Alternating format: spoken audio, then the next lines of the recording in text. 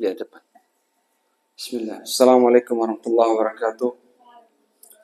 Innal hamdalillah nahmaduhu wa nasta'inuhu wa nastaghfiruh wa na'udzu billahi min shururi anfusina wa min sayyiati a'malina. Man yahdihillahu fala mudilla lahu wa may yudlilhu fala hadiya lahu. Asyhadu an la ilaha illallah wa la syarika lahu wa asyhadu anna Muhammadan abduhu wa rasuluh. Ya ayyuhalladzina amanu taqullaha haqqa tuqatih wa la tamutunna illa wa antum muslimun. Amma ba'd, ibu-ibu, kakak-kakak yang kami muliakan karena Allah Jalla fi'ula, segala puji bagi Allah yang akan melimpahkan rahmat, hidayah serta taufik darinya. Hari ini kita kembali melanjutkan kajian An-Nisa, kajian ibu-ibu yang rutin kita laksanakan setiap 2 minggu sekali. Dan alhamdulillah sejauh ini terus kita laksanakan, dan semoga kajian ini tetap terus kita adakan dan jangan bosan untuk terus melangkahkan kaki menuju tempat-tempat kajian. Karena sesungguhnya apa yang kita lakukan hari ini, jika kita ikhlas meniatkan karena Allah, sesungguhnya jalan ini adalah jalan menuju surganya Allah. Nabi SAW mengatakan, man salaka tariqan yaltamisu fi ilman sahalallahu bihi tariqan ilal jannah. Barang siapa yang Allah mudahkan jalannya menuju mendapatkan ilmu, menuju majelis-majelis ilmu misalnya, maka hakikatnya adalah jalan kemudahan baginya menuju surganya Allah. Kemudian salawat serta salam tak lupa selalu kita haturkan, kita limpahkan kepada qudwatul hasanah, suri tauladan kita. Tadi saya tak kisah. Masuk terus ibu. Tak lupa selalu kita limpahkan kepada qudwatul hasanah, suri tauladan Nabi besar Muhammad sallallahu alaihi wasallam beserta keluarga, sahabat dan orang-orang yang senantiasa berada di atas sunnahnya. Pada hari ini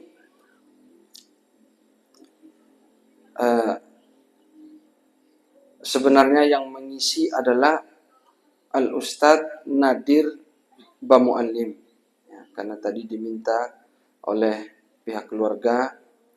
Saya pun sudah mengiyakan sebenarnya, tapi qadarullah Ustadz Nadir berhalangan. InsyaAllah di lain waktu beliau akan mengisi insyaAllah.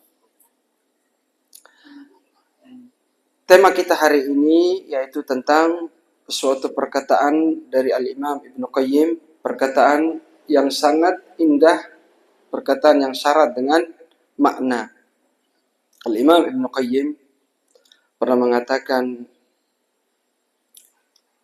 alamatus sa'adah thalathun. Dalam riwayat lain dikatakan thalathun unwanus sa'adah. Ada 3 tanda-tanda kebahagiaan, atau ada 3 rumus seseorang apabila ingin mendapatkan kebahagiaan, kata Al-Imam Ibnu Qayyim. Bila mengatakan yang pertama, idza u'tiya syakar, wa idza butuliya sabar, wa idza adnaba astaghfar. Yang pertama, kata Imam Ibnu Qayyim,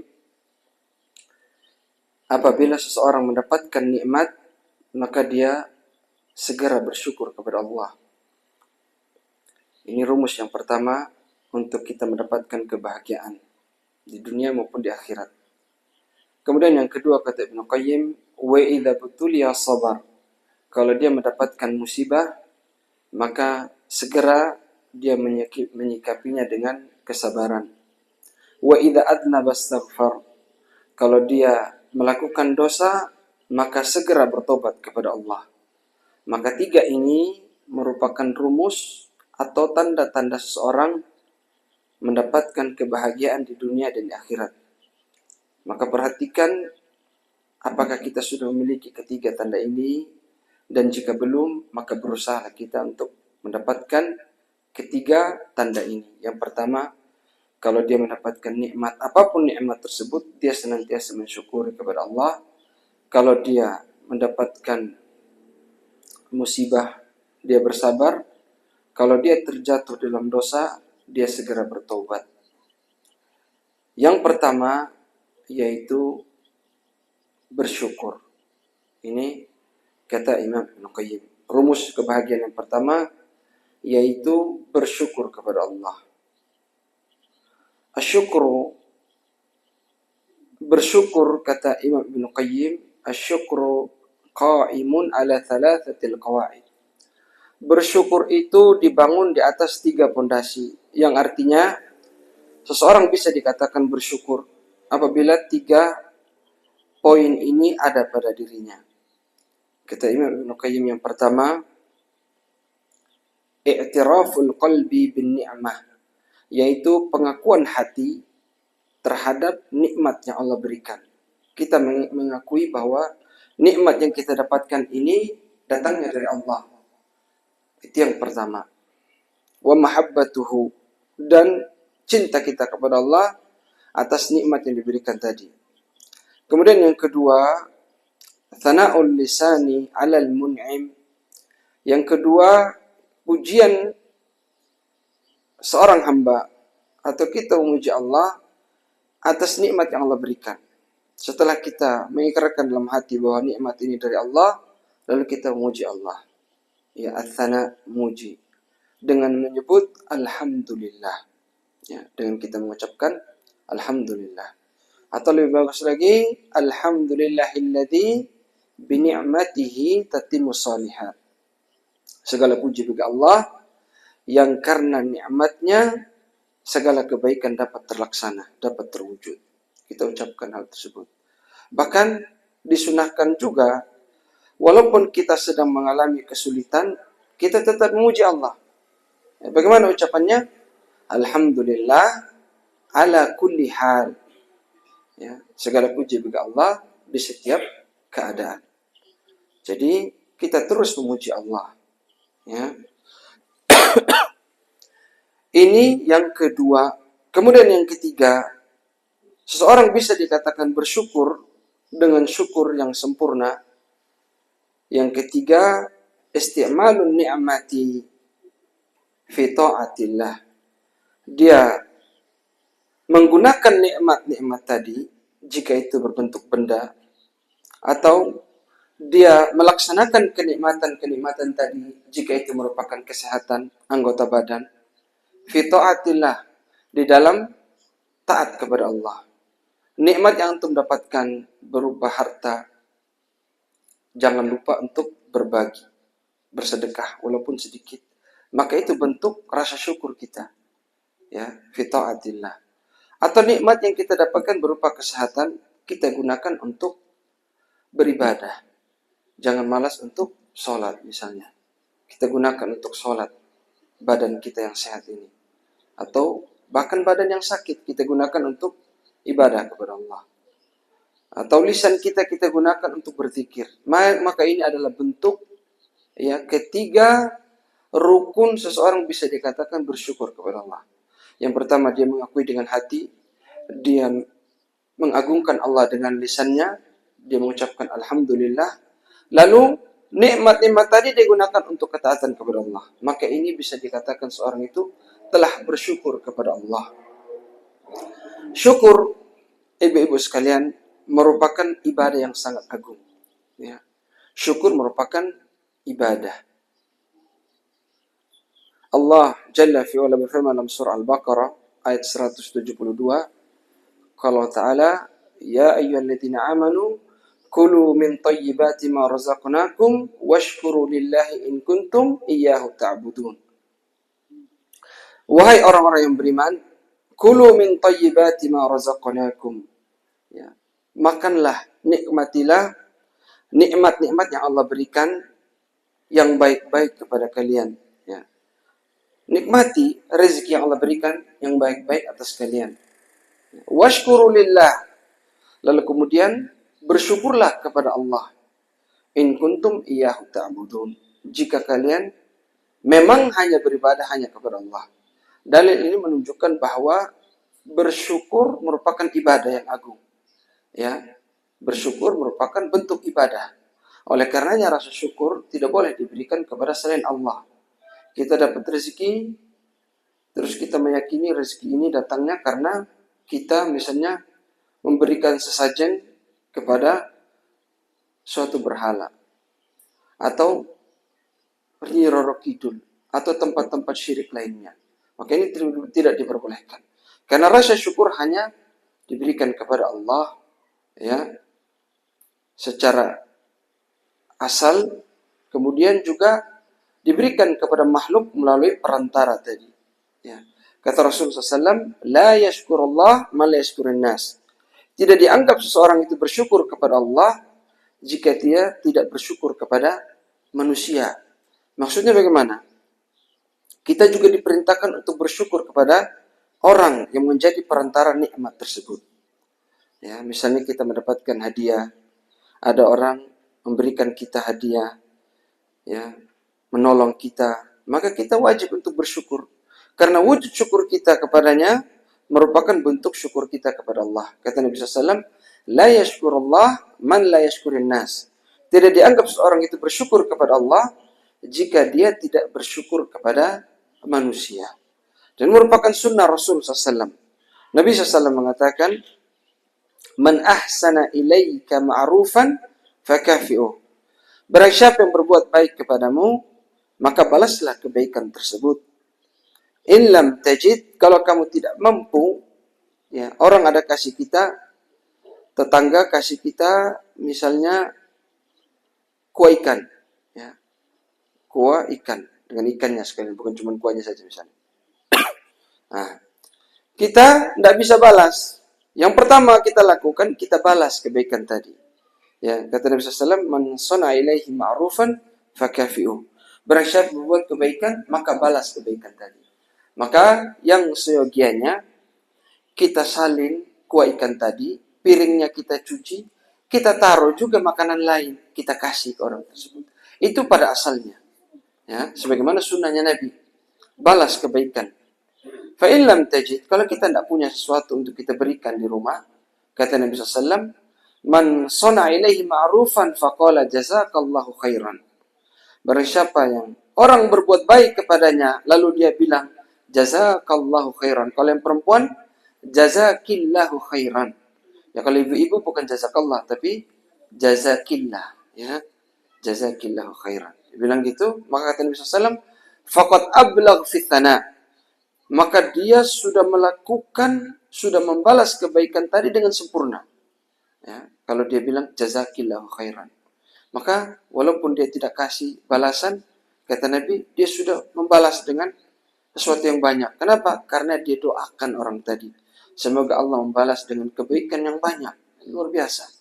Ya, doa. Kita mendoakan orang tadi. Maka ini sudah merupakan bentuk balasan. Ini kalau kita tidak punya. Kalau kita punya, kita kasih. Ya, kebetulan ada ubi goreng dengan sambal. Maka kita kasih ubi goreng tadi dengan sambal, kita kasih. Lebih bagus lagi kalau kita bilang lagi jazakillahu khairan. Walaupun kita sudah balas. Itu luar biasa, ya. Itu sunnahnya. Ya, dan ini merupakan, ya, muamalah yang sangat dianjurkan dalam bertetangga. Ya, tahabu. Kata Nabi SAW, seringlah kalian itu memberi hadiah, maka kalian akan saling mencintai. Coba antum perhatikan tetangga, kalau tidak pernah muamalah, nanti akan timbul suudzon dalam hati. Tidak pernah tegur, tidak pernah saling sapa, ya, tidak pernah saling memberikan hadiah. Tapi coba tetangga itu saling beri hadiah, ya. Maka kata Nabi SAW, ya, la tahkiranna jaratun li jaratiha. Ya, jangan sampai seorang tetangga itu meremehkan tetangga yang lain.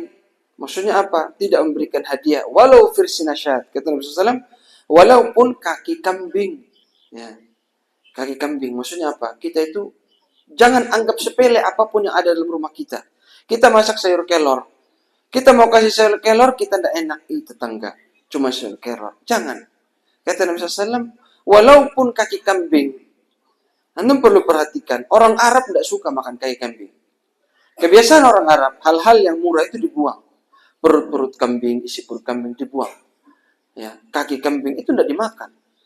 Tapi walaupun begitu kata Nabi, jangan sepelekan walaupun hanya kaki kambing, kasih ke tetangga. Begitu pula ibu-ibu kalau masak sayur kelor. Oh, tadi kan saya petik di pohonnya dia. Masa saya kasih, saya tidak enak. Ya. Padahal dia punya pohon, dia lebih kasih saja sebagai bentuk rasa syukur, hadiah. Ya, tidak ada orang itu marah kalau kita kasih yang rendah, yang murah. Ya, kau kasih saya ubi goreng saja. Tidak ada. Yang ada, terima kasih. Ya, lebih bagus saya kalau diucapkan jazakillahu khairan. Seperti itu ibu sekalian. Ya, sedekah itu luar biasa. Ya, menyelamatkan seorang dari neraka. Kata Nabi SAW, ya, jangan sampai seseorang itu meremehkan sedekah. Ya, walau bisyikit tamrah. Ya, ittaqun nar walau bisyikit tamrah. Takutlah kalian kepada neraka walaupun sedekah dengan sepotong kurma. Itu perhatikan. Ibu perhatikan. Kakak perhatikan. Nabi bilang, jangan takutlah kalian kepada neraka. Maksudnya apa? Selamatkan diri kalian dari neraka walaupun sedekahnya sepotong kurma. Bukan satu buah kurma. Sepotong. Saya mau tanya. Kira-kira kalau kita kasih orang sepotong kurma, orang marah tidak? Marah pasti. Ya, tiba-tiba kita kasih ini setengah kurma buat kau. Marah. Karena itu orang anggap penghinaan. Ya. Tapi kata Nabi, yang setengah itu, ya kalau memang kita kasih kepada orang yang mengerti, itu bisa menyelamatkan seorang dari neraka. Walaupun kurmanya dibelah dua, sepotong. Ya. Jadi bukan berarti nanti ibu-ibu kasih tetangga, ya beli Ramadan nanti, beli kurma satu mika, terus dibelah-belah dua. Tiap tetangga dikasih sepotong-sepotong. Bukan begitu maksudnya ya. Maksudnya Nabi itu, ya, kalau sepotong kurma saja bisa menyelamatkan dari neraka, apalagi satu mika kurma. Gitu loh. Nah, kasih satu mika kurma bulan puasa. Ya, subhanallah. Ini bukan kurma saja. Kenapa Nabi bilang kurma? Karena makanannya orang Arab, kurma. Gitu loh. Apa saja yang kita punya. Ya, kita berbuat kepada tetangga. Rasa syukur juga itu merupakan sifatnya para nabi. Ya. Allah Subhanahu wa taala berfirman dalam surah Al-Isra mengabarkan tentang karakter atau sifatnya Nabi Nuh alaihissalam. Allah SWT firman kalau Ta'ala, innahu kana abdan syakura. Nabi Nuh itu, ya, kata Allah SWT menjelaskan tentang sifatnya Nabi Nuh, ya, abdan syakura. Seorang hamba Allah yang pandai bersyukur, yang banyak bersyukur. Begitu juga Nabi kita alaihissalatu wassalam. Dijelaskan oleh Ummul Mukminin Aisyah radhiyallahu ta'ala anha, beliau menjelaskan tentang suaminya, tentang ayah kita, tentang orang tua kita, tentang Nabi kita Rasulullah SAW. Bagaimana Nabi SAW? Ya. Nabi SAW itu, kata Aisyah, karena Rasulullah SAW, idha salla, qama hatta tatafattara qadamah. Nabi SAW itu, kata Mukmin Aisyah, kalau dia sholat, sholatnya itu lama. Sampai kakinya itu bengkak. Itu bayangkan. Pernah dengar tidak ada orang di WK Mubak sholat sampai bengkak kakinya? Insya Allah tidak ada. Ya, coba tanya Imam Haji Maman. Atau orang-orang soleh di kota ini siapa? Ya, Ustadz pernah sholat sampai bengkak kaki? Insya Allah tidak pernah. Ya, Nabi itu sholat sampai kakinya bengkak. Ya. Ketika Ummul Mukminin Aisyah mengatakan, ya Rasulullah, atasna'u hadha wa qad ghufira laka ma taqaddama min dhanbika wa ma ta'akhkhar. Wahai Rasulullah, kenapa engkau sholatnya seperti ini? Bukankah dosamu itu sudah diampuni? Baik yang akan datang maupun yang sudah berlalu, diampuni semuanya. Lihat jawaban Nabi SAW. Ya, afala akunu abdan syakura.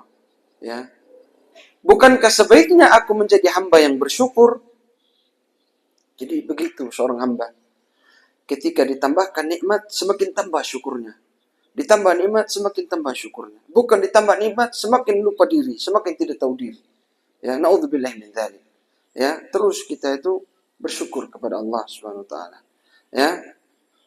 Rasa syukur itu, ya, merupakan ibadah sifatnya para nabi dan merupakan sifatnya orang-orang beriman. Nabi SAW pernah mengatakan dalam sebuah hadis yang sangat agung, antum perhatikan semuanya. Nabi SAW mengatakan, ajaban li amril mu'min. Sungguh ajaib keadaan seorang mukmin, kata Nabi. Ya.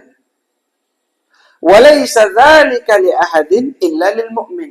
Dan sifat ini tidak terdapat kecuali hanya kepada orang beriman. Apa sifat tersebut? Kata Nabi SAW, in asabathu sarra syakara fakana khairul lahu. Kalau dia diberi nikmat, dia dapat nikmat. Tiba-tiba ada yang kasih uang. Apapun hadiah, zakat, pemberian, warisan, apapun itu. Dia bersyukur. Ya. Atau tiba-tiba dia naik jabatan. Atau tiba-tiba diberikan sesuatu yang mengembirakan. Ya. Dia bersyukur. Ya, fakana khairul lahu. Maka ini baik baginya. Dituliskan baginya pahala. Karena dia bersyukur. Ya. Wa in asabathu dharra sabara fakana khairul lah. Begitu pula kalau dia ditimpa musibah, mendapatkan suatu cobaan, dia bersabar, maka itu juga merupakan sikap yang baik bagi seorang beriman. Luar biasa. Ya. Oleh karenanya Nabi SAW mengajarkan bagaimana cara kita bersyukur. Tadi yang pertama sudah disampaikan. Kalau nikmat itu datang dari orang lain, kita ucapkan jazakillahu khairan. Ya, yang lebih bagus lagi kalau kita mendapatkan nikmat yang besar, langsung kita sujud syukur. Ya, misalnya anaknya lulus dengan nilai yang bagus. Ya, peringkat terbaik. Atau anaknya lulus misalnya. Atau ya diberikan kesembuhan dari penyakit. Ya. Atau diberikan hadiah uang dadakan misalnya. Atau apapun nikmat. Kita langsung sujud syukur. Dan ini merupakan sunnah Rasulullah SAW. Saya mau tanya ibu-ibu sekalian. Siapa yang sudah pernah sujud syukur kalau dapat nikmat? Ada? Ada? Belum ada. Berarti ibu-ibu meninggalkan sunnah. Lain kali harus dilakukan. Kalau dapat nikmat, ya, misalnya kajian, tiba-tiba naik gaji. Misalnya. Amin. Alhamdulillah. Barakallahu fiik. Tapi tidak mau jawab tadi gajian. Oh iya. Baik, itu contoh saja ya. Misalnya gajian atau siapa atau mama misalnya tiba-tiba uang pensiun naik misalnya. Surut jadi 10 juta per bulan. Misalnya. Ya, langsung sujud syukur. Nah, itu sunnahnya Nabi SAW. Nabi SAW itu kata para sahabat, kana Rasulullah SAW idza ja'ahu amrun yasurruhu au busyira bihi kharra sajidan syakiran lillah. Nabi SAW itu kalau dapat nikmat atau sesuatu kabar yang menggembirakan. Nabi SAW itu pernah dapat kabar gembira, contohnya ketika Mu'adz bin Jabal pulang dari Yaman. Mengabarkan bahwa orang-orang di Yaman banyak yang masuk Islam. Maka Nabi langsung sujud syukur. Kharra sajidan syakiran lillah. Sujud syukur beliau. Begitu Nabi SAW. Ya. Ketika mendapatkan kabar gembira langsung sujud syukur. Kita pun seperti itu. Ya. Nah, ini harus diamalkan. Minimal 1-2 kali seumur hidup. Jangan sampai kita hidup tidak pernah sujud syukur. Ya. Itu sunnahnya Rasulullah SAW. Tapi jangan sering-sering juga. Ada orang kasih sayur asam, sujud. Sementara ada orang kasih kurma 1 mika, sujud. Bukan seperti itu. Sujud syukur itu idza fi tajaddudin ni'mah, ketika dapat nikmat yang baru yang merupakan nikmat tersebut jarang kita dapat. Contohnya tadi saya bilang, kenaikan gaji misalnya, kenaikan pangkat, atau anaknya tiba-tiba diterima di pondok yang dia impikan, lulus nilai terbaik, atau anak-anak juara lomba misalnya, itu sujud syukur, hafal 30 juz sujud syukur. Ya. Seperti itu sujud syukur. Ya. Ini yang pertama. Ya, alamatus sa'adah yang pertama apa? Bersyukur. Yang kedua, ya, wa idza betuliya sabar. Kalau dapat musibah, dia bersabar. Ya. Itu merupakan sifatnya orang beriman. Dia bersabar. Ya. Apapun yang menimpanya, dia bersabar. Kata Rasulullah SAW, ma u'tiya ahadun ata'an khairan wa awsa' minas sabr. Tidaklah seorang itu diberi oleh Allah, ya, pemberian Allah kepada hambanya yang lebih baik dan yang lebih luas melebihi kesabaran. Itu luar biasa. Ya, Allah memberikan kesabaran kepada seorang hamba, maka itu merupakan nikmat yang besar. Ustaz, saya tidak sabar. Maka Nabi SAW juga mengatakan, wa may yatasabbar yusabbirhullah. Barang siapa yang berusaha melatih dirinya untuk sabar, maka Allah pasti memberikannya kesabaran. Maka sabar itu bukan sekedar pemberian, tapi harus dilatih. Harus kita latih kesabaran tersebut. Oh, saya tidak sabar. Berusaha untuk jadi orang yang sabar. Saya cepat ngamuk, cepat naik darah, sumbu pendek. Sabar. Berusaha melatih kesabaran tersebut.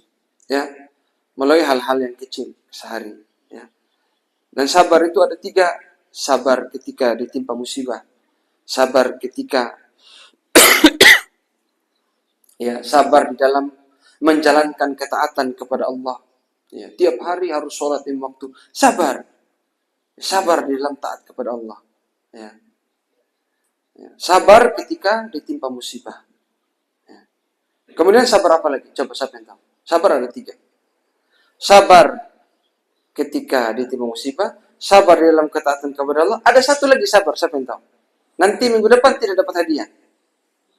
Saya malas, saya bilang hadiah, yang dapat hadiah tidak datang. Akhirnya hadiahnya hilang. Tidak tahu sudah di mana hadiahnya. Siapa yang tahu? Sabar apa lagi yang satu? Sabar menahan diri untuk tidak bermaksiat kepada Allah. Itu juga sabar. 3 sabar ini harus kita jaga. وَلَنَبْلُوَنَّكُمْ بِشَيْءٍ مِنَ الْخَوْفِ وَالْجُوعِ وَنَقْصٍ مِنَ الْأَمْوَالِ وَالْأَنْفُسِ وَالثَّمَرَاتِ وَبَشِّرِ الصَّابِرِينَ الَّذِينَ إِذَا أَصَابَتْهُمْ مُصِيبَةٌ قَالُوا إِنَّا لِلَّهِ وَإِنَّا إِلَيْهِ رَاجِعُونَ أُولَئِكَ عَلَيْهِمْ صَلَوَاتٌ مِنْ رَبِّهِمْ وَرَحْمَةٌ وَأُولَئِكَ هُمُ الْمُهْتَدُونَ. Dan kami benar akan memberikan kalian musibah. Ya. Apa musibahnya? Sedikit harta, ya. Rasa takut, ya. Dikasih corona, takut kita. Itu musibah. Ya. Dikasih sedikit harta, ya. Kurang harta, kurang buah-buahan. Ya. Musibah apapun itu, silakan. Ya. Banyak musibah yang kita terima. Ya.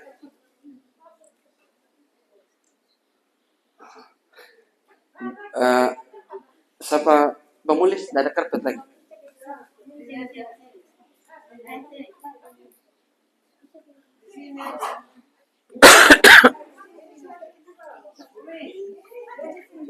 Kasih kursi buat.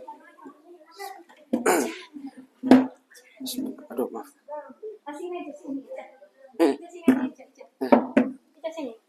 Mari. Masya Allah. Kaumi di atas itu, kaumi. Biar sudah di bawah. Ya. Jadi, ibu-ibu, saya ulang sedikit. Sedikit saja sama ya. Ya, hari ini tema kita itu 3 rumus hidup bahagia. Ya, singkat saja ya. Kata Ibnu Qayyim itu yang pertama, bersyukur kalau mendapat nikmat. Ya, idza u'tiya syakar. Ini sudah kita bahas. Ya, intinya itu ya. Yang kedua itu idza btuliya sabar. Kalau dapat musibah, kita bersabar. Nah, jadi bersabar merupakan sifatnya orang-orang beriman. Ya. Ya. Kemudian yang ketiga, ya tidak apa-apa yang ketiga kamu ya. Nanti bisa lihat di video. Ya, kalau kurang insyaallah. Yang ketiga itu wa idza adznaba astaghfar. Ya, apabila seorang itu terjerumus dalam dosa, maka segera dia bertobat kepada Allah Subhanahu wa taala. Antum lihat ya, para ulama tidak bilang ya, jangan melakukan dosa. Tidak. Ya, tapi siapa yang terjerumus ke dalam dosa, segera bertobat. Di sini ada isyarat bahwa seorang itu tidak mungkin selamat dari dosa. Ya. Betapapun solehanya dia, pasti dia akan jatuh di dalam dosa. Makanya kata Nabi SAW, kullu bani Adam khata. Setiap anak Adam itu pasti melakukan kesalahan. Baik sengaja maupun tidak sengaja. Wa khairul khatta'in at-tawwabun. Ya, yang terbaik adalah mereka yang bertobat dari dosa-dosanya. Ya. Bahkan kata Rasulullah SAW dalam sebuah diskusi, ya, in lam tudhnibu, kata Nabi SAW, seandainya kalian tidak ada yang melakukan dosa, la dhahaballahu bikum. Allah akan hilangkan kalian. Thumma ya'ti biqaumin, kemudian Allah datangkan suatu kaum yudhnibuna, lalu mereka berbuat dosa, fayastaghfirunallah, lalu mereka bertobat kepada Allah, fayaghfiru lahum, lalu Allah mengampuni dosa-dosa mereka. Antum lihat hadis Nabi. Seandainya kalian tidak berbuat dosa, Allah kasih hilang kita semua. Lalu Allah akan datangkan umat yang baru, mereka buat dosa, lalu minta ampun. Lalu Allah ampuni dosa-dosa mereka. Artinya apa? Kita ini pasti jatuh dalam dosa. Tapi bukan berarti sengaja. Tadi Ustadz bilang, kalau tidak dosa, dihilangkan. Berarti harus bikin dosa. Bukan itu maksudnya. Ya, bukan itu maksudnya. Jangan salah paham. Ya, maksudnya apa? Manusia itu pasti tergelincir dalam dosa. Pasti, tidak mungkin. Ya, mau siapapun dia.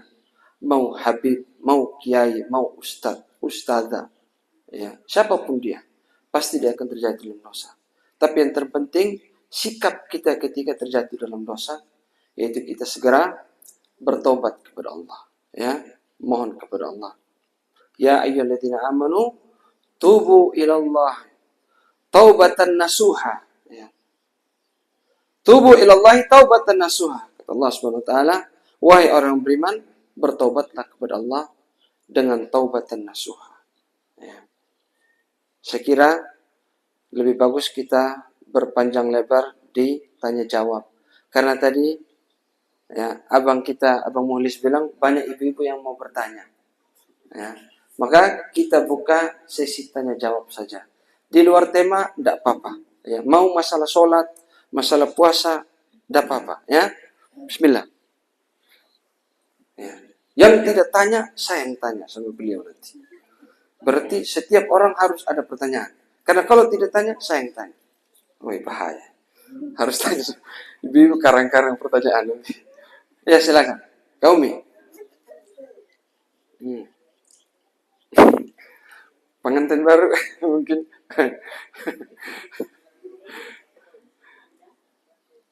Siapa yang bertanya, silakan. Tentang sholat. Ustaz, saya kalau masa wudu begini bagaimana Ustaz? Boleh? Ya, Mama silakan.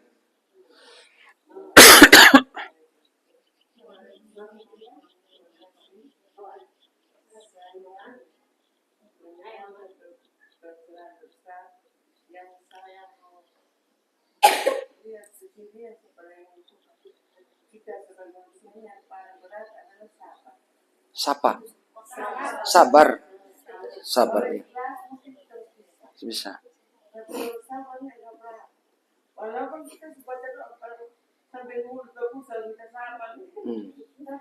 Susah ya.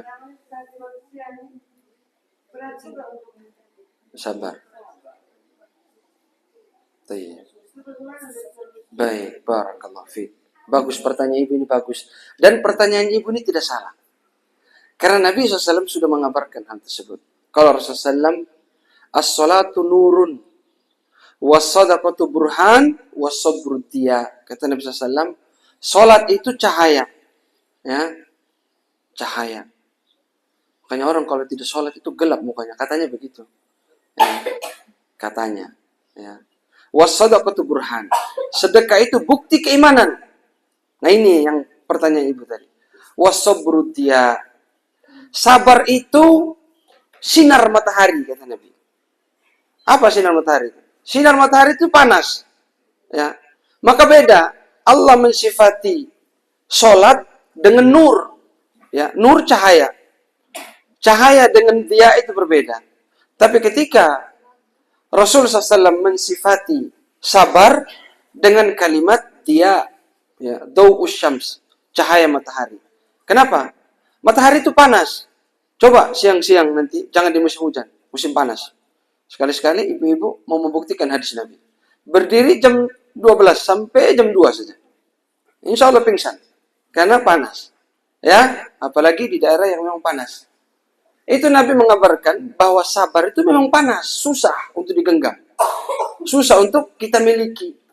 Ya, makanya ganjarannya pun bukan gampang. Kalau ibu tadi bilang, saya ikhlas, bisa, insya Allah. Kalau yang lain masih bisa, tapi sabar agak susah. Memang, karena balasan orang yang sabar itu luar biasa. Allah SWT firman, innama yuwaffas sabiruna ajrahum bighairi hisab. Allah membalas, ya, balasan bagi orang-orang yang bersabar itu tanpa batas. Makanya kata para ulama, di antara amalan-amalan yang tidak ada hitung-hitungan pahalanya, yang kalau ditanya, ya, kalau sholat di masjid berapa pahalanya? 27 derajat. Sholat di rumah 1 derajat. Ada semua hitungannya. Ya, sedekahnya berapa? 70 kali lipat sampai 700 kali lipat. Ada hitungannya. Ya, semuanya ada hitungannya. Ya, baca Quran ada pahalanya, ada hitungannya. Ya, sampai 70 kali lipat dan seterusnya. Tapi sabar, kata Allah Subhanahu wa taala, bi ghairi hisab. Tidak ada batasan. Makanya kata para ulama, di antara amalan yang paling tinggi, yang tidak ada batasan pahalanya, sabar. Ya, sabar. Kenapa puasa itu masuk dalam amalan yang sangat tinggi pahalanya? Diampuni dosanya begini-begini. Ya, setiap doa kita ketika belum puasa itu luar biasa. Ada waktu-waktu mustajab sebelum buka puasa, ketika sahur. Pertanyaannya kenapa? Salah satunya karena di situ ada imsak, menahan diri, bersabar. Makanya dia menjadi ibadah yang sangat agung. Karena di situ dituntut kesabaran. Ya. Jadi ibu, ikuti kata Nabi SAW. Wa may yatasabbar yusabbirullah. Barang siapa yang berusaha untuk sabar, maka Allah akan kasih sabar. Makanya sabar itu perlu dilatih, harus dilatih. Ini Nabi yang bilang. Ya. Mungkin ada orang yang sudah memang sifatnya sabar. Diam saja, kalem. Mau dimarahi, diam saja. Ada orang seperti itu. Hadza min fadlillah. Ini pemberian Allah. Tapi pada asalnya, kesabaran itu harus dilatih. Ya, harus kita latih. Ya, biasanya kita cerewet, kita berusaha diam. Biasanya kita kalau lihat suami itu tiba-tiba melakukan kesalahan, langsung naik suaranya. Ya bercoba untuk berubah pelan-pelan. Apapun itu. Kita yang di rumah banyak anak-anak kecil. Anak-anak biasa lari kiri, marah-marah. Berusaha untuk merubah sikap tadi. Ya, memang susah. Karena balasannya luar biasa. Ya. Sesuatu yang mahal itu pasti susah untuk diraih. Ya. Kalau gampang, pasti murah juga balasannya. Ya, sama. Ya, kiasnya kepada barang. Barang itu kalau sedikit susah didapat, gaharu super misalnya. Itu 1 kilo bisa miliaran. Kenapa? Susah didapat. Mau cari di mana yang asli? Ya, permata, berlian, mahal. Tapi kalau besi, tembaga, di mana-mana ada. Ya. Kayu api, murah harganya. Ya. Sesuatu yang mahal, sesuatu yang sulit untuk didapat, pasti mahal juga harganya. Begitu juga sabar. Karena dia susah untuk kita terapkan, makanya Allah memberikan ganjaran yang begitu besar. Ya, paham ibu? Barakallahu fiik. Kak Umi. Jangan ngomong ya. Biar orang tahu Kak Umi yang tanya. Assalamualaikum warahmatullahi wabarakatuh. Karena kan salah satu doa yang diucapkan itu pada saat antara azan dan iqamah. Tapi kita ini kan di rumah, apa itu kita termasuk sudah doa pas habis azan, doa apa termasuk apa hanya yang kita sedikit. Masya Allah. Satu lagi. Yang satu dengan salat rawatib. Biasanya kan ditutup dengan witir. Sunnah rawatib. Ya. Terus malam tiba-tiba kita sekalian nanti sholat malam. Ternyata kita kebablasan. Bagaimana tidak sholat witir? Barakallah. Pertanyaan pertama ke Umi tadi tentang doa antara azan dan iqamah. Apakah ini hanya berlaku untuk laki-laki yang sholat di masjid? Jawabannya tidak. Ini berlaku untuk semua. Ya, nggak bisa selalu mengatakan thalathu da'awatin mustajabatun. Ada 3 doa yang mustajab. Ya, da'awatul walid liwaladiha. Doanya orang tua untuk anaknya. Hanya hati-hati juga ibu-ibu. Ya, ibu-ibu jangan asal bicara. Ada anak nakal, Misalnya ya orang bilang, itu anak setan. Dia bilang anak setan, dia bilang anaknya anak setan. Jadi anak setan betulan nanti. Ya, apalagi kalau sampai ada kalimat-kalimat yang kasar, ya, dimaki, caci maki, ya, tidak berguna, dibilang begitu ke anaknya. Nanti tidak berguna betul-betul, karena doanya orang tua itu mustajab. Makanya ada kisah seorang ulama di Saudi, dia walaupun anaknya nakal, ini kisah nyata, ibu-ibu, kisah nyata. Ini disampaikan oleh guru-guru kami. Di Saudi itu ada seorang imam. Siapa dia? Mungkin ibu-ibu tahu. Ya, Imam Sudais. Ibu-ibu tahu. Imam Masjidil Haram. Itu diceritakan, ibunya dulu, kalau dia nakal, ibunya bilang gini, kau nakal, semoga kau jadi imam di Masjidil Haram. Padahal dia lagi marah. Dia ngomong begitu ya. Semoga kau jadi imam di Masjidil Haram. Padahal lagi marah, lagi ngambek. Tapi dia ngomong yang baik untuk anaknya. Ya, makanya ibu-ibu kalau marah, ya, semoga kau jadi ulama. Biar dia nakal, doakan yang baik. Ya, karena apa? Nabi bilang, doanya orang tua itu tidak ditolak. Hati-hati. Ya, itu yang pertama. Kedua, dakwatul musafir. Doanya orang yang sedang safar. Ibu-ibu kalau safar, jangan lupa doa. Itu mustajab. Ya. Ya. Kemudian, dakwatus saim. Orang yang berpuasa juga. Itu doanya dijawab oleh Allah. Ya. Kemudian Nabi SAW juga mengatakan, ya, da'watun bainal adhani wal iqamah la turad. Ya, atau kama qala. Doa antara adzan dan iqamah itu tidak ditolak. Apakah ini berlaku hanya untuk orang di masjid? Tidak. Semua yang dengar adzan. Ya. Habis adzan, dia menjawab adzan tadi, dia berselawat sesuai dengan urutannya, lalu dia berdoa kepada Allah dengan doa yang dia inginkan. Maka itu insya Allah dijawab oleh Allah SWT. Ya. Kemudian yang kedua, sholat witir kalau tidak dilakukan. Ya, sholat witir ini satu dari beberapa sunnah, ya, min akadin nawafil. Sunnah yang paling ditekankan untuk dilaksanakan salah satunya witir. Bahkan kata Nabi SAW, para sahabat, Nabi itu kalau safar, ada dua sholat sunnah yang tidak pernah beliau tinggalkan. Yang pertama apa? Siapa yang tahu? Duha dengan tasbih. Belum benar. Sampai bisa. Ada dua sholat yang Nabi SAW kalau safar tidak pernah ditinggalkan. Sholat sunnah. Nabi SAW itu kalau safar, ada dua sholat sunnah yang tidak pernah ditinggalkan. Bagus, kajian. Terus apa lagi? Betul, satu lagi apa? Salah. Yang kau mitanya. Witir. Ada dua salat sunnah yang Nabi SAW tidak pernah tinggalkan. Baik mukim maupun safar. Yaitu salat witir dan salat rakaatul fajr. 2 rakaat sebelum subuh. Nabi SAW pasti lakukan. Bahkan sebagian ulama mengatakan wajib. Kenapa? Karena Nabi tidak pernah tinggalkan. Namun yang benar, sunnah muakkadah. Sunnah yang sangat ditekankan. Ya. Maka, kalau orang tidak lakukan witir bagaimana? Ya, kalau dia tidak sengaja, ya, maka tidak masalah.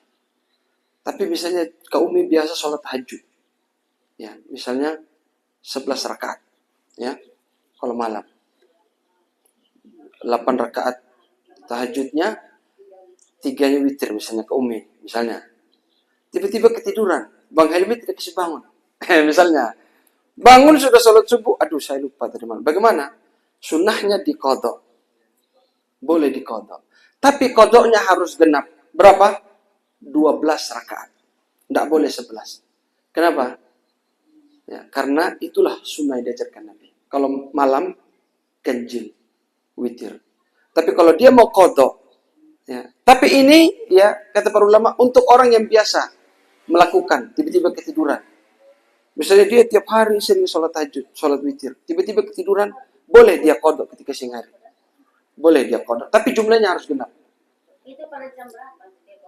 Di waktu duha. Ya. Di waktu duha.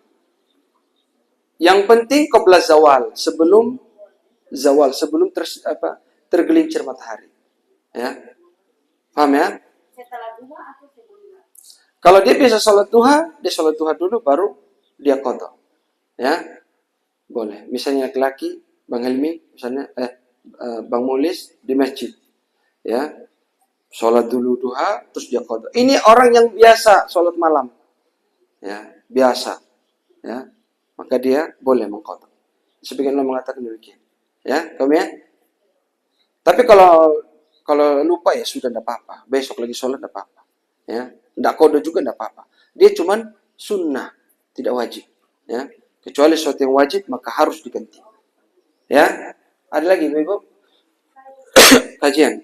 Betul. Ada dua pertanyaan. Yang pertama, sholat fajar ya Ustaz ya?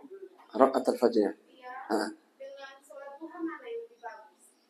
Yang pertanyaan kedua, untuk sholat witir itu ya setelah Isya. Berapa rakaat? Bagus ya. Pertanyaan bagus dari kajian. Yang pertama, mana yang lebih baik antara 2 rakaat sebelum sholat subuh, ya, dengan sholat duha, ya. Yang pertama kita harus tahu sholat sunnah itu ada yang namanya sunnah rawatib. Sunnah rawatib itu sunnah yang tidak pernah ditinggalkan oleh Nabi, ya. Sunnah yang tidak pernah ditinggalkan oleh Nabi ketika mukim, ya. Sunnah yang sangat dianjurkan. Yang kata Nabi SAW, ya, man shalla ithnatai asyrata rak'atan, ya, fi kulli yawmin wa layla ba'dal faridah bunya lahu baitan fil jannah. Kata Nabi SAW, barang siapa yang sholat 12 rakaat, ya, 12 rakaat selain sholat wajib. 12 rakaat itu apa? 4 rakaat sebelum duhur, ya, 2 rakaat setelah duhur, 2 rakaat setelah maghrib, 2 rakaat setelah isya, 2 rakaat sebelum sholat subuh. Barang siapa yang jaga ini, kata Nabi, setiap hari dibangunkan baginya rumah di surga. Ini sunnah tertinggi tentang sholat sunnah. Dan di dalamnya masuk 2 rakaat sebelum subuh, ya. Dan kata para ulama, di antara sunnah rawatib ini yang paling tinggi derajatnya adalah 2 rakaat sebelum subuh, ya. Apa dalilnya? Di antara Nabi SAW mengatakan, Raka'atul fajri khairun minad dunya wa ma fiha. 2 rakaat sebelum subuh itu lebih baik daripada dunia dan sisinya. Ya, kata Imam Ahmad, ya, Raka'atul fajri ahabbu ilayya minad dunya wa ma fiha. 2 rakaat sebelum subuh yang aku laksanakan lebih, suruh diam dulu di depan, mengganggu. Ya, 2 rakaat yang kami lakukan sebelum sholat subuh, kata Imam Ahmad, lebih saya cintai daripada dunia dan sisinya. Luar biasa. Berarti kalau pertanyaannya mana yang lebih baik, maka bisa dikatakan, ya, 2 rakaat sebelum subuh itu lebih utama. Kenapa? Karena dia masuk dalam sholat sunnah rawatib, sunnah yang paling ditekankan, dan dia sunnah rawatib yang paling utama, 2 rakaat sebelum subuh.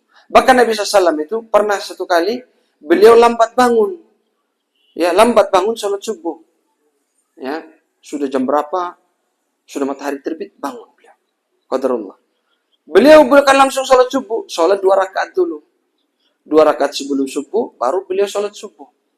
Begitu juga kita, kalau kita lambat bangun, ya tiba-tiba sudah jam 6, jam 7 misalnya. Kita jangan langsung sholat subuh, sholat 2 rakaat dulu, baru sholat subuh. Itu sunnahnya Nabi. Walaupun sudah lewat waktunya. Jadi yang lebih utama, 2 rakaat sebelum subuh. Ya, kalau pertanyaannya mana yang lebih utama. Ya. Kemudian yang kedua,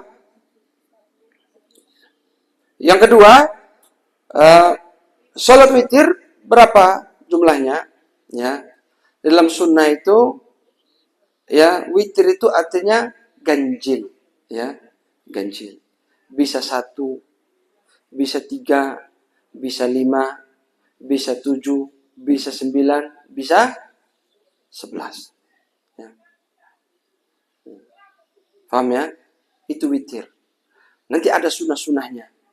Ya, yang 3 rakaat, ya, bisa 1 kali salam, bisa 2 kali salam, boleh, ya. Paham ya? Bisa 2 rakaat, 2 rakaat. Sholat witir 7 rakaat. Ya, bisa dia 2 rakaat, 2 rakaat, terus yang terakhir 1 kali. Bisa dia sampai 6 rakaat 1 kali salam. Dia sholat dulu 6 rakaat, seret, rakaat ke-6 dia salam. Baru dia bangkit lagi tambah 1 rakaat. Kalau dia sholat 9 rakaat, bisa dia sholat sampai rakaat ke-8 tanpa ada salam, tanpa tasyahud. Terus sampai rakaat ke-8. Ya. 1 rakaat, 2 rakaat, 3 rakaat, 4 rakaat, 5 rakaat, 6 rakaat. Sampai rakaat ke-8, dia salam, dia bangun lagi tambah 1 rakaat. Ini kalau 9 rakaat. Bisa juga 2 rakaat, 2 rakaat, 2 rakaat sampai rakaat ke-8. 2 rakaat salam, 2 rakaat salam sampai 4 kali. Baru bangkit 1 kali salam. Dua-duanya boleh. Begitupun seterusnya. Ya. Faham ya? Kajian? Ya. Ya boleh. Jadi Ustaz, yang masalah sholat witir. Jadi Ustaz, mana yang lebih mustajab? Apakah kita laksanakan setelah kita sholat isya atau setelah kita tidur, setelah kita sholat tahajud baru kita? Ya. Yang pertama, yang kedua, Ustaz, kalau misalnya kita safar, misalnya kita safar seperti itu. Nah, ini kita kan kita boleh gabung sholat kan? Boleh. Misalnya, maghrib dan isya. Nah, bagaimana yang lebih? Boleh kita gabung sekarang kita sholat isya, kita langsung mikir atau kita tunggu dulu ada isya atau biasakan mesti ada isya baru kita sholat Bagus. atau langsung. Ya, saya jawab, Mak. Bagus. Pertanyaan pertama, apa sih? Mana yang lebih utama? Kita sholat witir habis sholat isya atau kita tidur dulu? Sholat tahajud baru sholat witir. Mana yang lebih utama? Ini pernah kejadian di zaman Nabi SAW. Pernah kejadian. Ya. Antara sahabat Abu Bakar As-Siddiq dan Umar bin Khattab. Ya. Abu Bakar As-Siddiq itu, beliau lebih berhati-hati orangnya. Makanya setiap selesai sholat subuh, beliau, habis sholat isya, beliau langsung sholat witir. Itu Abu Bakar As-Siddiq. Padahal Abu Bakar As-Siddiq orang paling utama. Kemudian Umar bin Khattab kebalikannya. Beliau lebih memilih tidur dulu, ya, baru dia bangun tengah malam nanti, sholat tahajud, baru dia tutup dengan witir.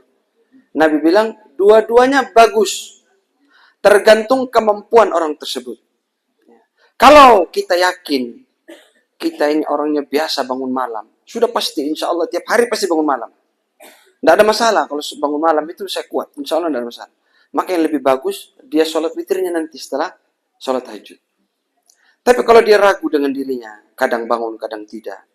Lebih bagus dia berhati-hati seperti Abu Bakar, dia sholat langsung setelah sholat isya. Jadi dua-duanya sama-sama bagus tergantung keadaan orang tersebut. Ya. Nah, kemudian kalau dia safar, ya dia boleh jamak. Nah, dia boleh jamak, boleh qashar. Kapan dia sholat witir? Ya. Sholat witir itu sholat yang diikat waktunya setelah sholat isya. Ustadz, kalau saya safar ke Wengapu, saya jamak takdim. Sholat maghrib 3 rakaat, sholat isya 2 rakaat. Apakah boleh saya langsung sholat isya, padahal masih waktu maghrib? Jawabannya boleh. Kenapa? Karena witir itu sholat yang diikat dengan waktu setelah selesai isya. Intinya dia dilakukan setelah selesai sholat isya. Kalau kita safar, kita lakukan sholat jamak takdim, maghrib, isya, kita lakukan di waktu maghrib. Otomatis di waktu maghrib. Tapi kita sudah sholat isya, bolehkah kita langsung witir? Boleh. Ya, yang penting sudah selesai sholat isya. Nah itu boleh, walaupun masih waktu maghrib. Faham Ibu? Ya, begitu. Ada lagi yang lain? Cuman. Tidak apa-apa. Jadi misalnya biasanya subuh itu dalam waktu. Apakah kita kalau bangun terlambat kan? Makanya witir itu terjadikan bisa. Jadi waktu kita bangun subuh itu kan masih mengalir. Apakah itu masih bisa disambung tadi? Ya, bagus, pertanyaan bagus dari Ibu. Ya. Ya, jadi waktu sholat tahajud itu kapan? Waktu sholat witir itu kapan? Sampai masuk waktu subuh. Jadi misalnya sudah apa biasanya itu sebelum azan itu tarhim ya. Tarhim itu masih boleh kita sholat tahajud, masih boleh. Ya, karena itu belum masuk waktu subuh. Tapi kalau sudah azan selesai waktu witir, waktu tahajud selesai. Tapi kalau masih mengaji, ibu bangun masih boleh sholat malam itu. Bahkan saya anjurkan bagus itu. Itu kalau bisa itu waktu sholat sambil tunggu waktu subuh. Jangan kita itu ya biasanya kalau kemalaman terlalu malam nanti tidur kita. Maka kalau di daerah kita zaman Nabi dulu nggak ada yang namanya mengaji. Ya kita ambil hikmahnya saja bahwa mengaji ini mengingatkan kita bahwa waktu ini masih bisa untuk kita sholat malam. Ketika kita dengar mengaji, kita bangun langsung sholat tahajud. Ya, sholat witir sampai tunggu sholat subuh. Itu bagus. Bagus. Ibu, paham ya? Berarti boleh. Boleh. Cimani.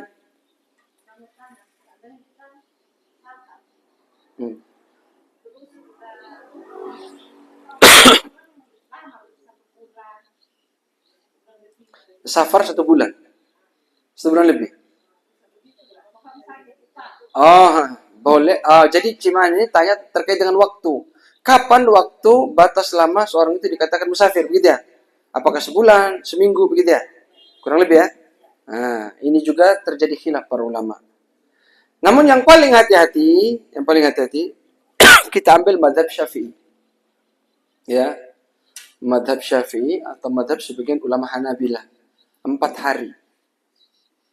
Kalau kita sudah niat 4 hari gawe ngapung, maka sebaiknya jangan lagi kita ya kosor. Kita niatnya 1 minggu 2 minggu di ngapung. Maka menurut mazhab Syafi'i, dia sudah tidak dikatakan musafir, tapi dikatakan mukim. Ada musafir, ada mukim, ada mustautin. Musafir itu sekarang sedang kita perdebatkan. Kapan disebut musafir? Sebagian ulama mengatakan, selama dia tidak punya niat untuk kembali, ya, dia di Wengapu, dia tidak niat untuk jadi orang Wengapu. Ya, nanti selesai urusan saya pulang. Mau 1 minggu, mau 2 minggu, mau 3 minggu. Sebagian ulama membolehkan dia kosor. Di antaranya yang membolehkan Syekhul Islam Ibnu Taimiyah dan muridnya Ibnu Qayyim. Ya. Namun ini pendapat ya sebagian kecil ulama. Yang lebih selamat tadi ikut mazhab Syafi'i. Ya.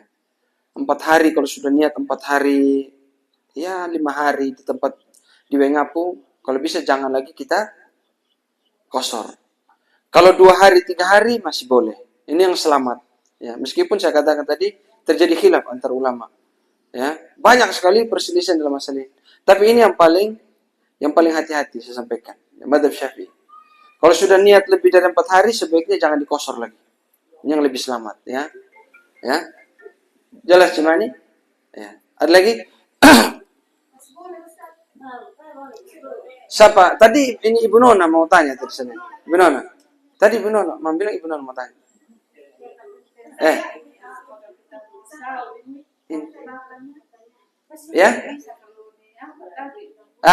Ini pertanyaan sangat bagus. Ini kita mau puasa sedikit lagi.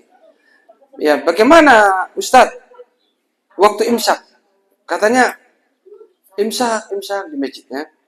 Nah, perlu diperhatikan ya. Apa sih puasa itu? Ya, para ulama ahlul fiqh itu mendefinisikan puasa. Puasa itu imsaku ya, al-imsak anil mufattirat min tulu'i fajr shadiq ila ghurubi syamsi ta'abbudan lillah. Itu puasa. Puasa itu menahan diri dari semua yang membatalkan. Makan, minum, berhubungan dengan suami, semuanya yang membatalkan. Ya. Bahkan sebagian ulama mengatakan termasuk ghibah. Ya. Madzhab Zahiri, ya, Imam Ibnu Hazm mengatakan kalau kita ghibah belum puasa batal puasa. Walaupun jumhur mengatakan bukan puasa yang batal, tapi pahalanya yang hilang. Ya. Maka harus hati-hati. Ya, menahan diri dari semua yang membatalkan. Kapan? Dari terbitnya fajar shadiq. Maksudnya apa? Dari mulai azan di masjid. Berarti sebelum azan masih boleh makan minum. Mengaji, tarhim. Masih boleh kita makan minum. Kapan sudah tidak boleh? Kalau sudah azan. Kalau sudah Allahu Akbar, itu tidak boleh. Simpan sudah. Itu waktu dilarang sudah. Sebelum itu masih boleh. Ya, masih boleh. Ya. Siapa tadi tentang Ibu Nona? Ya. Faham Ibu Nona? Ya. Jadi masih boleh. Kecuali sudah azan, itu tidak boleh lagi. Ya. Tadi kajian. Oh iya.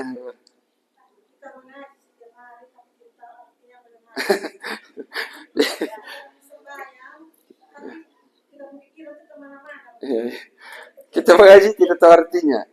Baca terjemahan. Ya, kita baca Al-Quran tapi tidak tahu artinya. Bagaimana Ustaz? Dapat pahala tidak? Dapat pahala. Ya. Mendapatkan pahala itu tidak harus tahu arti.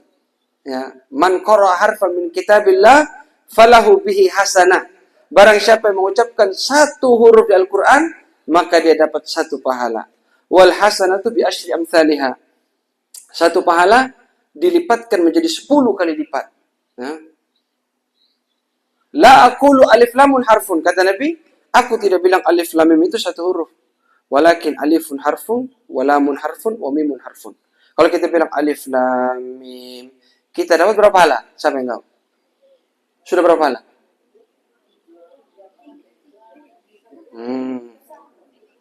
Aduh, tidak ada yang lulus.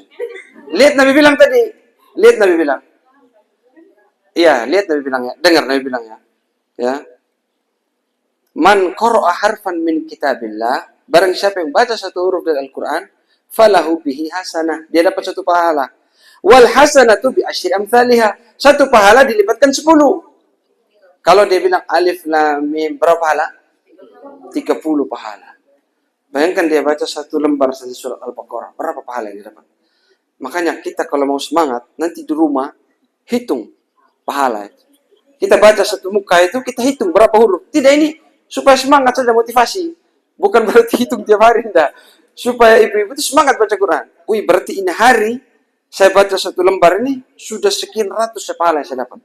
Ribuan mungkin. Jadi dia semangat. Kalau tidak tahu artinya bagaimana? Dapat pahala? Dapat pahala. Tapi yang lebih bagus, tahu artinya. Ya, kita itu diperintahkan untuk tadabbur, memahami Al-Quran. Bagaimana saya tidak tahu bahasa Arab? Terjemahnya ada. Ya, Dzalikal kitabu la raiba fihi hudan lil muttaqin. Di bawahnya ada. Ya, artinya ada. Tinggal dibaca. Berarti kuncinya baca Al-Quran yang ada terjemahannya supaya bisa lebih memaknai, bisa tahu artinya. Tapi dapat pahala tidak? Dapat. Tapi kalau baca terjemahan lebih banyak lagi pahalanya karena dia faham apa yang dia baca. Sholat tidak serius, tidak konsentrasi. Bagaimana? Yang penting sholat dulu. Ya, sholat saja dulu. Karena memang tidak ada orang itu yang selamat. Ya, bisa fokus dari rakaat pertama sampai terakhir itu susah memang. Susah. Ya. Kita itu, antum coba buktikan ibu. Sebelum sholat, tidak ada itu utang koperasi. Betul tidak? Walaupun kita sudah bayar dari pagi. Giliran sholat, langsung mukanya koperasi muncul di muka. Orang koperasi itu langsung terbaik dulu. Besok dia datang lagi, lusa dia datang lagi. Ya, ya.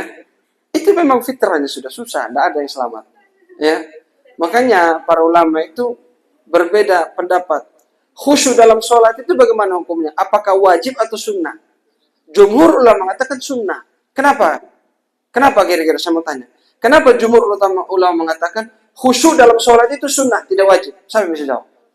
Minggu depan tidak ada hadiah. Nanti kalau bilang hadiah tidak datang. Lebih baik tidak ada hadiah. Siapa? Siapa yang bisa angkat tangan? Kenapa? Wah, ini jawaban bagus. Coba Komi. Tidak apa-apa, keras. Betul jawab, betul. Coba. Karena kalau khusyuk, berarti ini sekian banyaknya Tidak diterima. Betul, itu jawabannya. Betul. Itu jawabannya. Seandainya, sabar dulu kita jawab dulu, nanti dulu berlanjut. Inspirasi kita. Iya. Oh bagus nanti jawab. Ada jawabannya itu. Ada jawabannya. Jadi begitu. Tidak ada orang yang selamat. Makanya kata para ulama, khusyuk dalam sholat itu sunnah. Kenapa? Kalau wajib, tidak ada yang sah sholatnya kita. Ya, saya bilang tadi, kita ini masalah-masalah itu muncul ketika sholat. Ya, lihat karpet itu bentuknya, langsung inspirasinya muncul begini. Itu memang ada syaitan itu yang memang diutus oleh dedengkotnya untuk goda orang-orang yang sholat. Waktu sholat itu jangan dikira banyak setan itu. Dibisik kiri kanan, ya. Koperasi. Seperti itu, ya. Jadi musibah itu datang, pikiran datang ketika kita sholat. Ya. Bagaimana kalau inspirasi datang ketika sholat? Umar bin Khattab pernah mengatakan, ya, aku itu mempersiapkan pasukanku ketika sholat. Jadi dia itu menyusun strategi ketika sholat. Jadi artinya, ya, selama itu bukan hal-hal yang bernegatif, itu normal manusia pasti ada dalam pikirannya datang. Walaupun yang lebih baik seseorang itu fokus khusyuk, ya khusyuk, berusaha untuk khusyuk. Walaupun sulit, kita upayakan harus bisa khusyuk. Ya, rakaat pertama, rakaat kedua. Ya. Tapi insya Allah sholatnya tetap diterima, pahalanya sesuai dengan kadar kualitas sholatnya. Kalau khusyuknya semakin bagus, pahalanya semakin besar. Khusyuknya kurang, ya pahalanya kurang. Ibu ya, paham ya? Ada lagi yang bertanya? Kaidah belum tanya. Sholat terburu-buru, bagaimana? Ya, bagaimana buru-buru? Cepat-cepat gitu ya. Nah, hati-hati. Rukun sholat ada berapa? Siapa yang tahu rukun-rukun sholat? Saya bisa jawab.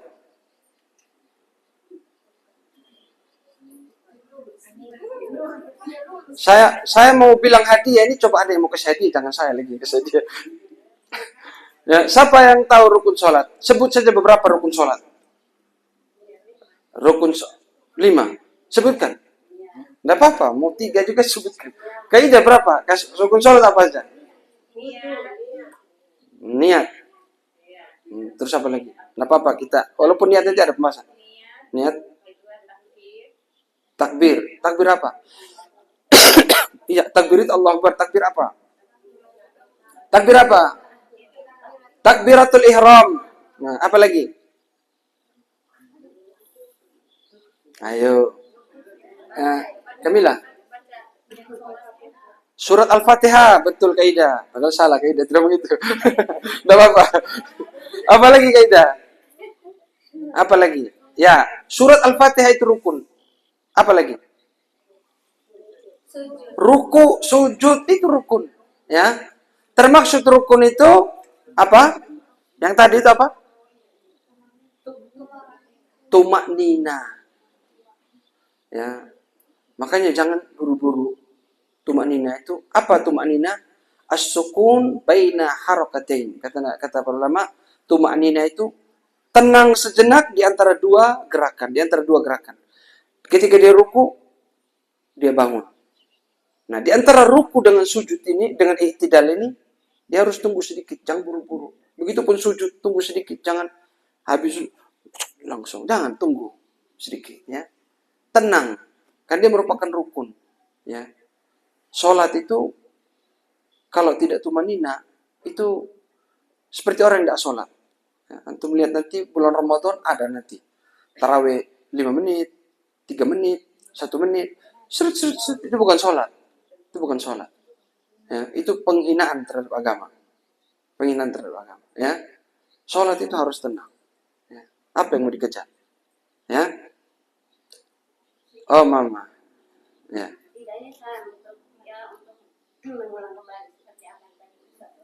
Oh ini apa namanya? Apa namanya? Closing statement. Boleh. Atau kita kesini, Bismillah ya. Ya, ada. Tadi kan Ustaz mengatakan bahwa sunnah rawatib itu 12 rakaat ya. Iya, betul. Dan itu diutamakan ya. Diutamakan. Salat sunnah yang diutamakan, betul. Karena keutamaannya itu kan seperti membangun rumah surga. Betul. Yang kedua, penyempurnaan dari kekurangan pada sholat-sholat fardu. Betul. Nah, tadi sholat rawatib ini kita di antara bukan di waktu duhur itu kan 4 rakaat sebelum duhur dan 2 rakaat setelah duhur. Betul. Nah, kemudian ada lagi tambahan 2 rakaat. Ya, bagus. Nah, ini bagaimana itu? Bagus. Kenapa itu? Ya, berarti itu pertanyaan Mama. Tayyib, bagus. Bagus, tambahan yang bagus. Mama bertanya ya tentang hadis Nabi SAW, ya, man hafadha arba'an qabla dhuhri wa arba'an ba'daha harramahullah walan nar. Kata Nabi SAW, barang siapa yang bisa jaga 4 rakaat sebelum duhur dan 4 rakaat setelah duhur, Allah haramkan dirinya dari neraka. Mama tanya, salat sunnah rawatib qabliyah ba'diyah duhur kalau dijumlah 6. Terus kok bisa 8? Jawabannya 6-nya rawatib, 2-nya tambahan. Kalau dia lakukan 2 tambahan ini, dia dapat 2 fadilah. Apa fadilahnya? Dibangunkan rumah di surga. Yang kedua, diharamkan baginya neraka. Loh Ustaz, kalau orang dibangunkan rumah di surga, bukannya dia sudah pasti tidak masuk neraka? Belum tentu. Orang yang masuk surga bisa jadi masuk neraka dulu. Masuk neraka dulu, angus, betul, angus, dikeluarkan oleh Allah Subhanahu wa taala, dimasukkan ke dalam nahrul haya, sungai kehidupan. Jadi cantik, jadi ganteng, dimasukkan ke dalam surga. Masuk ke dalam rumah. Tapi masuk neraka dulu. Kalau dia jaga 4 rakaat sebelum duhur, 4 rakaat setelah duhur, dia tidak akan masuk neraka. Langsung masuk ke dalam rumahnya di surga. Paham ya? Nah itu. Jadi, ibu-ibu bagus mama tambahannya mama. Kalau bisa, dijaga. Berarti berapa jadinya? 14. Tiap hari itu ya. Tiap hari jangan sampai bolong. Kata Nabi, man hafadha. Barang siapa yang menjaga. Ya bukan hari ini 4 rakaat, besok tidak. Besok 2 rakaat. Tidak. Dijaga. Tidak boleh. Harus dijaga terus. Karena kata Nabi, hafadha, menjaga. Ya. Paham ya, ibu-ibu? Nah itu jadi tambahannya mama tadi bagus. Jadi 14 rakaat kalau bisa dijaga. Kecuali safar yang tidak ada lagi sholat sunnah. Wah, Masya Allah. Kecuali safar. Betul. Tidak safar, kawat saja. Masya Allah. Kalau rumah, tetap kita jalankan. Safar Kalau kita lagi safar, Uh-uh. kalau yang khawatir kan tidak disunahkan. Iya. Tapi kalau rumah itu tetap. Kalau musafir nazil, dengar, musafir itu ada 2. Ada yang bergerak, ada yang namanya nazil. Musafir nazil itu kayak mama kewe ngapu. Ya. Di rumahnya Ibu Adi 3 hari, itu nazil namanya. Dia berdiam diri di tempat. Maka ketika dia berada di rumahnya Ibu Adi diam, itu boleh dia lakukan sholat duha. Tapi yang taharruk, yang bergerak, itu yang kesulitan melakukan sholat. Maka dia tidak disunahkan. Ya, musafir nazil itu statusnya musafir, tapi dia diam di rumah. Misalnya kita ke Kupang 3 hari, 2 hari. Tapi kita diam di rumahnya orang. Di hotel diam. Itu nazil namanya. Boleh dia lakukan sholat duha di kamar hotelnya. Atau di rumah keluarganya. Boleh. Ya. Ada lagi? Oh, mau sholat maghrib. Mau sholat maghrib. Tidak, mau sholat asar. Mau sholat maghrib atau sholat? Ulang-ulang dulu. Jangan. Agak keras sedikit. Saya sholat sunnah wudhu. Iya. Terus 5 menit lagi sebelum maghrib. 5 menit sebelum maghrib.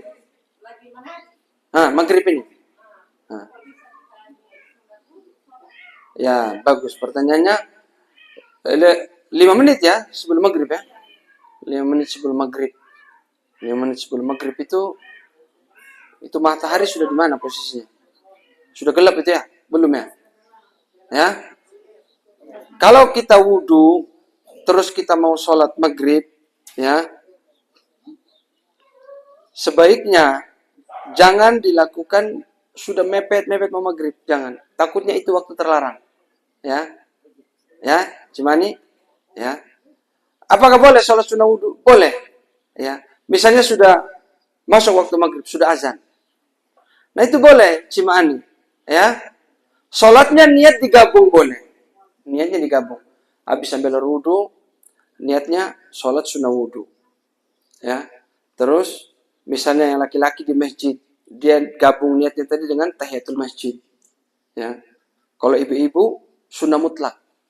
Karena Nabi SAW mengatakan, Sallu qabla al-maghrib, sallu qabla al-maghrib liman sya'a. Sholatlah sebelum maghrib, bagi siapa yang mau. Artinya, ada sunnah 2 rakaat sebelum maghrib yang dianjurkan oleh Nabi.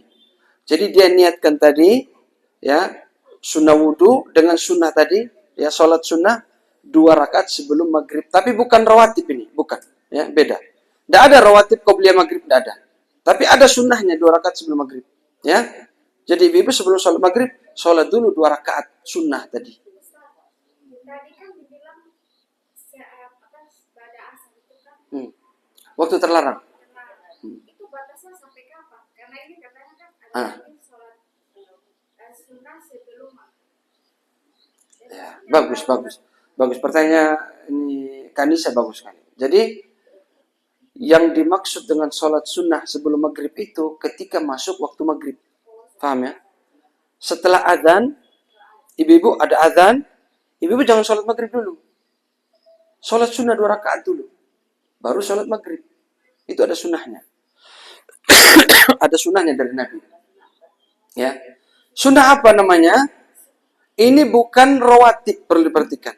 Karena Nabi SAW mengatakan, Sallu qabla al-maghrib, sallu qabla al-maghrib liman sya'a. Salatlah sebelum salat maghrib, salatlah sebelum salat maghrib bagi yang mau, kata Nabi.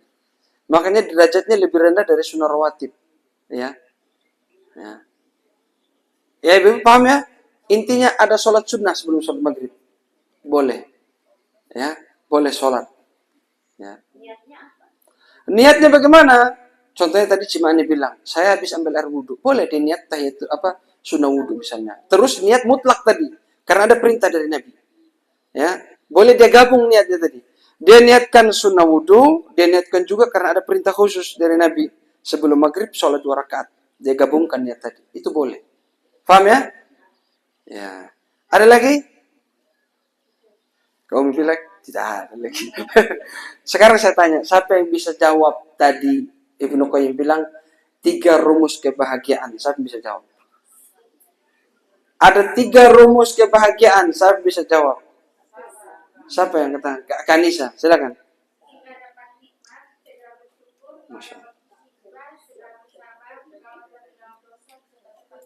Masya Allah, barakallah fiik. Itu dia ya.